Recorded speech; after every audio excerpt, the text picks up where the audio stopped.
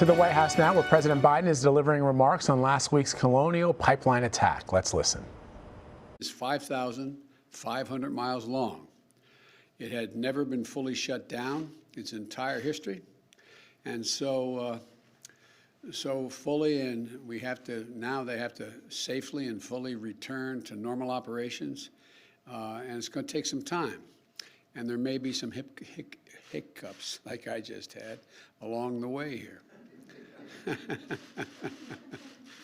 Still, we expect to see a region-by-region return to normalcy beginning this weekend and continuing into next week. In the meantime, I want to update you on what our administration is doing to accelerate this process, to mitigate shortages, and to protect you from price gouging, protect the American people from price gouging, all those along the line. First, we relaxed rules for pipeline operators to provide flexibility for emergency personnel to help manually get portions of the pipeline up and running earlier this week. Secondly, over the weekend, we reviewed and worked with the company to get a portion of the pipeline system from North Carolina to Maryland to operate under manual control and deliver its existing inventory. In addition, we put in place emergency orders that lifts the hours restrictions and allowed states to lift weight restrictions for tank truck drivers to be on the road. This allows those drivers to work more and carry more fuel to the affected regions.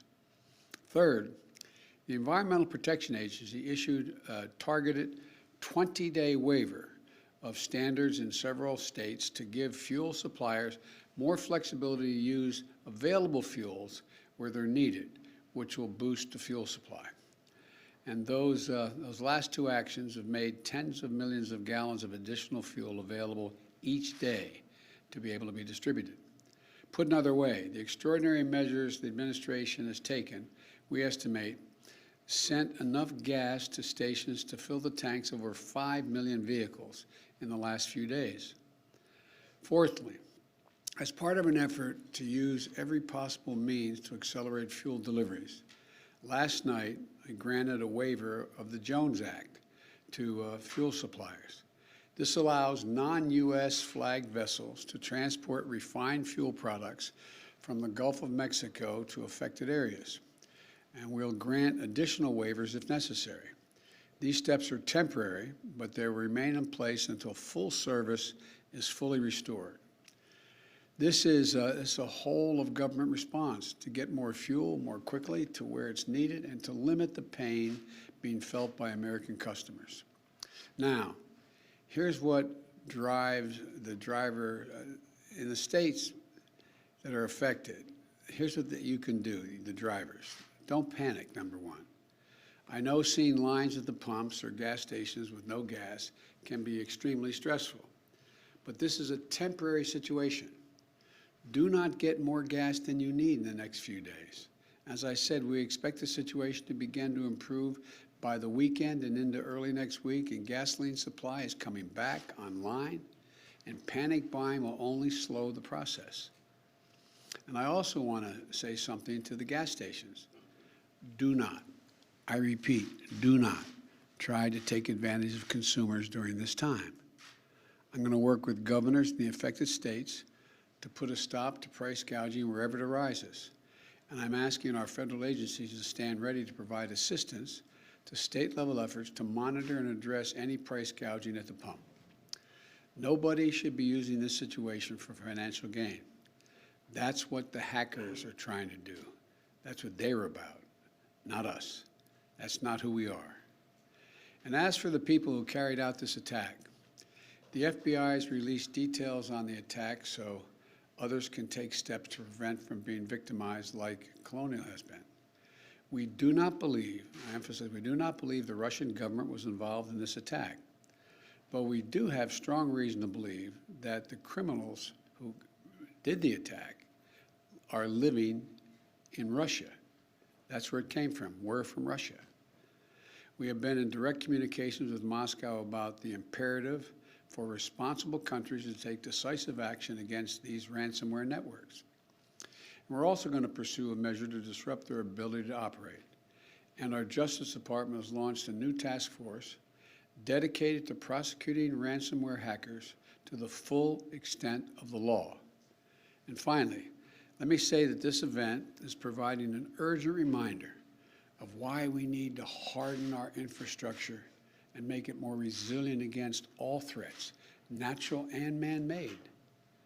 My administration is continuing to safeguard our critical infrastructure, the majority of which is privately owned and managed, like Colonial Pipeline.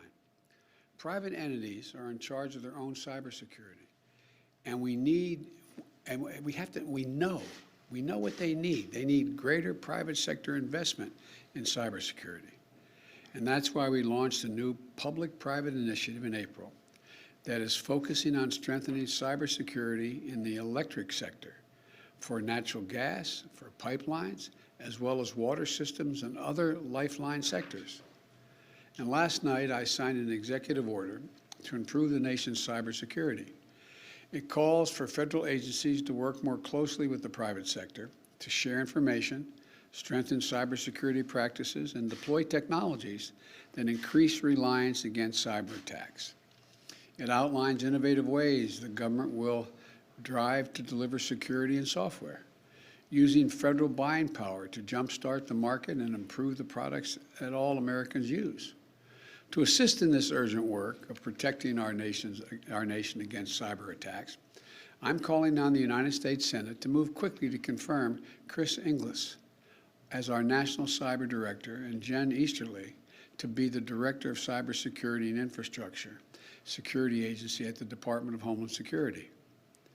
In America, we've seen critical infrastructure taken offline by floods, fires, storms, and criminal hackers.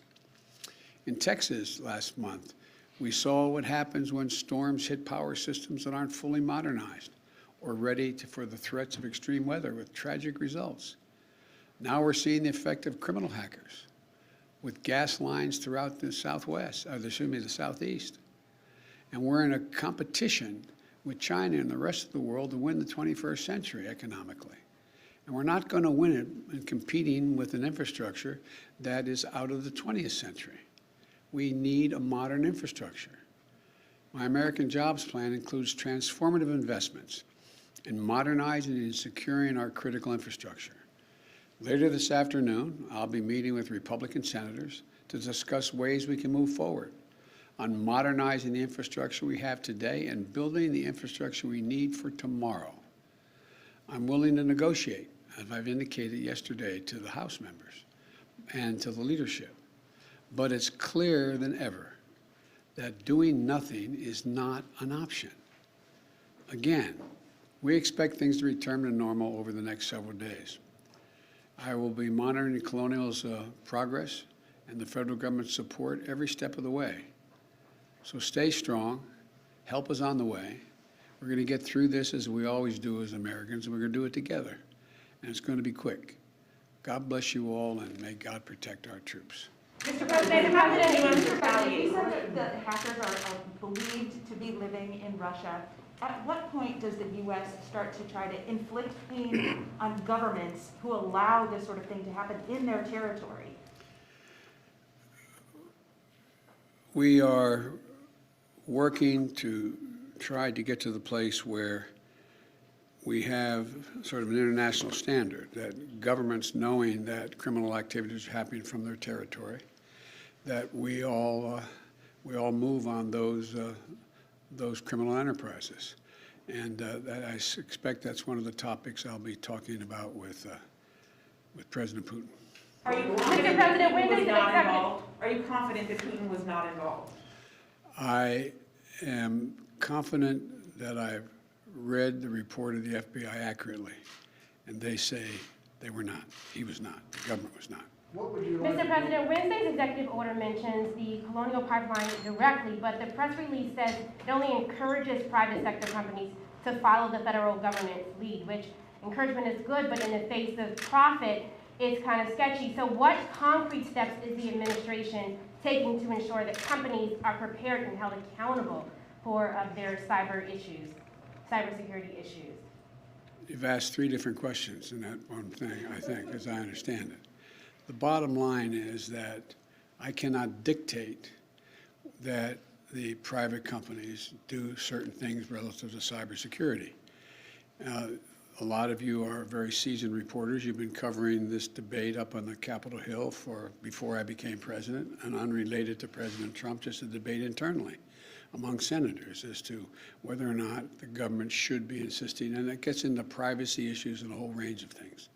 So that's going to be an ongoing negotiation. But I think it's becoming clear to everyone that we have to do more than being done now, and the federal government can be significant value added in having that happen. Yes. Will you consider doing any kind of retaliatory cyber attacks to shut down these criminals? Are you ruling that out? No. Is Prime Minister Netanyahu doing enough to stop this violence there from escalating? I had a brief conversation with him yesterday, and I have my intelligence community, the Defense Department, as well as the State Department, have been in contact with all of their counterparts not only in Israel, but in the region. And one of the things that I have seen thus far is that there has not been a significant overreaction. The question is how we get to a point where they get to a point where there is a significant reduction in the attacks, particularly the rocket attacks that are indiscriminately fired into population centers. But I expect I'll be having some more discussions. And we haven't just spoken with the Israelis, with the Egyptians, the Saudi, and others. So it's a work in progress right now. So thank you all so very much. Mr. President, would you take one more on the ransom? Were you briefed on the fact that the company did pay the ransom? I have no comment on that. Thank you. Thank you, sir.